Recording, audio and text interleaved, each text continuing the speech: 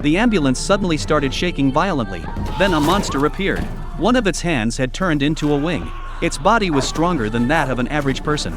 After kicking two doctors aside, it climbed onto the roof of the ambulance using its bird claws. Amy and her son watching from the roadside, huddled under the car trembling in fear. The Birdman glanced at Amy, then quickly fled. It turned out that a virus had spread worldwide. Infected people would lose their human form, eventually transforming entirely into an animal. Not long ago, Amy's mother also contracted this disease. The mother and son went to the hospital where she was being treated. Amy noticed numerous claw marks on the walls. He believed his mother had turned into an animal and lost her humanity, so he didn't want to talk to her. His mother turned and glanced at him, and the meeting ended there.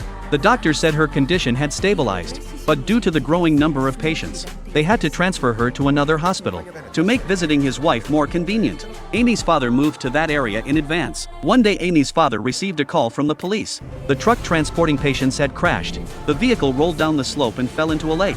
The mutated patients on board were either dead or severely injured, and Amy's mother was now missing.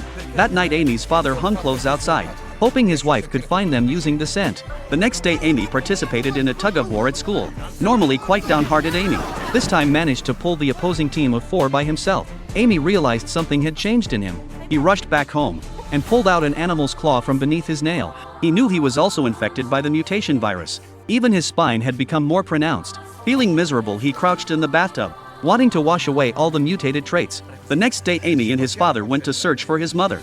The dog had been drawn to a piece of bread.